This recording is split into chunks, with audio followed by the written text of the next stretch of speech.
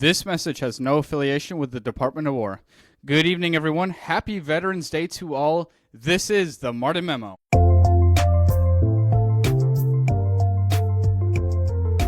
The Martin Memo. Well, welcome in, everyone. Because Veterans Day is a holiday that I hold close to my heart, that is what today is going to be about. So we're not going to have a very long podcast at all today. We are just going to talk about the importance of Veterans Day and all of those who have served. So with that being said, for those of you who do not know, I am currently active duty military. I kind of do this podcast on the side to get out my political beliefs, and then hopefully eventually when I am of age and when I get out of the military, I'm able to transfer that and be able to run for a local congressional seat or whatever it may be.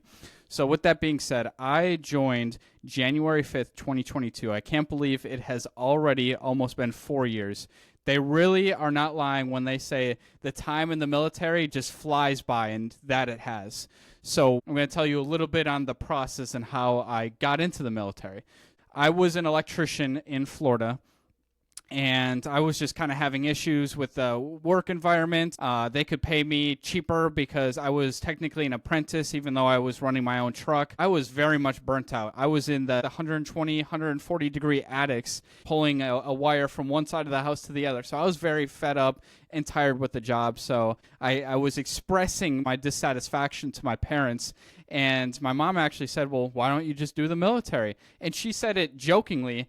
And I'm like, well, maybe I'll look into it. So I looked into it. I had seen that they were giving $40,000 bonuses. My eyes got the cha-ching sign. And then I ended up deciding that I wanted to join the military. I decided to pick the Army.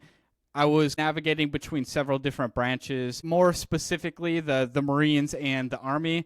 And I said at the time, my Wisconsin Badgers, which is a college football team, they were playing the U.S. Army. And the Badgers were supposed to win that game. It was like a 21-plus margin or however it's done in college football. And I was like, you know what? If they get within 7, if they get within a touchdown score, then I'm going to do the Army. But it ended up being a close game, and they actually got within that touchdown score margin. So I ended up saying, okay, well, I guess I'm enlisting in the U.S. Army. So I went to MEPS and ended up picking up my job, all of that. I had about 50 days until I shipped out, roughly 40, 50 days. So I just made the most of my time. I finished up my work at my electrical job as well as my golf course job that I was doing, and then I enlisted into the U.S. Army. So I joined as a 74 Delta. That's also known as a Seaburn. That is the position that I currently hold, and I'm just having a great time being in the U.S. Army as a whole. One thing that I will say, if there's anyone out there who has not served, it is such a rewarding experience. There's going to be a lot of people who say that the Army is terrible and all these different things, or even the military as a whole is terrible,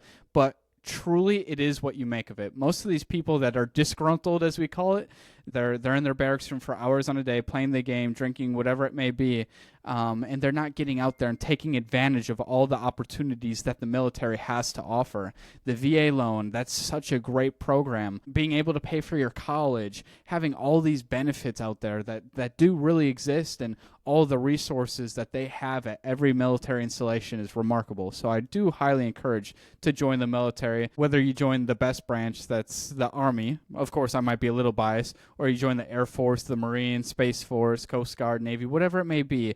I do encourage you to get out and be a part of the military. It is such a rewarding experience. Currently, my sister is actually in Air Force boot camp, so I'm super excited for her. I'll be able to go to her graduation here in a few weeks, and I'm really looking forward to it because she deserves nothing less. She's an amazing person, and she's going to be an amazing airman, so I'm really excited to see that entire process that plays out.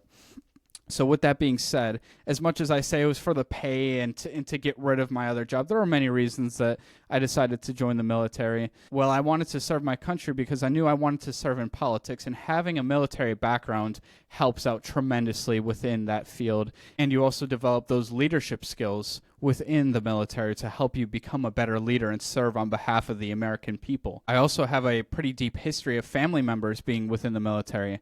My great-grandfather, he ended up serving in World War II. He got a Purple Heart and a Bronze Star. He recently just passed, but he was part of the World War II, the greatest generation, who went out there and put their lives on the line to serve on behalf of the American people. My stepfather, he served within the Marine Corps. My grandfather, he served within the Army. My Uncle Pat and Aunt Kathy, they ended up serving as well in the military. So I have a lot of family lineage, and I'm just thankful that I get to be the next generation to do that and serve on behalf of the American people. And now I know this may be a little taboo, but I'm actually going to compliment all of Congress at the same time. So currently within the U.S. Senate, there are 13 Republican senators who have formally served, and there are 7 Democrat senators who have formally served. That's within the Senate. So that's 20 members. That's 20% of all of the Senate who have served within the U.S. military.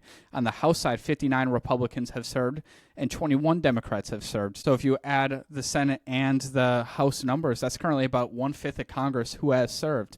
And then if you look at the presidential side, 31 out of 45 presidents have served in the military. Yes, I know we're on the 47th president, but because of Grover Cleveland serving non-consecutive terms as well as Donald Trump, that's why we are on the 47th. But 31 out of 45 presidents have served within the U.S. military. So with that all being said, we just want to reach out and say thank you to everyone who has served, everyone who will serve, and everyone who is serving. This day is for you, and I am just so blessed to be a part of such an amazing community that is the U.S. military. This is the greatest fighting organization on the entire planet, and it's not even close. So veterans, service members, this one is for you. Thank you for your service. Thank you for all the contributions that you have given to this great country. So I do want to move on now, and that is to some exciting news that is happening within the Martin Memo. So currently, we got some of our first merch items in, so we're super excited to be debuting it. So we have our Martin Memo hat right here. We also have the business cards that I will be giving out to more people to grow our community. Additionally, I have, because I'm from Wisconsin, so have a lot of beer drinkers up there in those parts. So I got some can koozies for some family members and other individuals who have helped with this podcast. And then lastly, I got this amazing sweatshirt that I'm super excited about. They were out of black, so I got gray, but the next ones will be more than likely in black. Again, we are making strides, we are moving forward, and we are so excited that we continue to grow. Last week, I believe I said there was 190-something subscribers. Now that number is up to 330 as of 10 minutes ago. And then additionally, something that we are going to do to start moving forward and start getting ready for that next stage of development within the Martin Memo is we are going to be making a switch.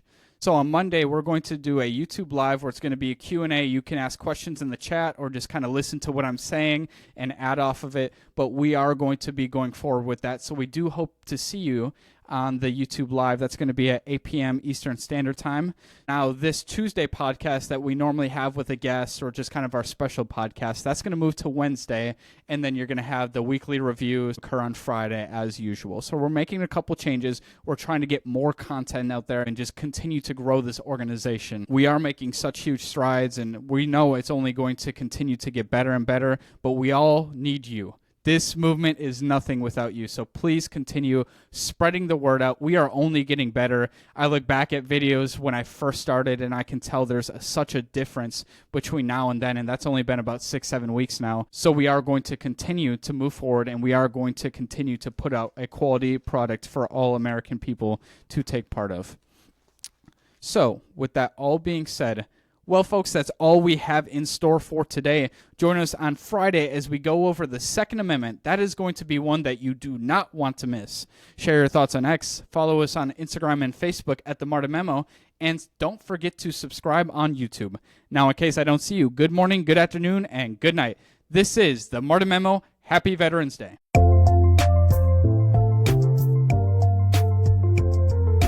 The Martin Memo.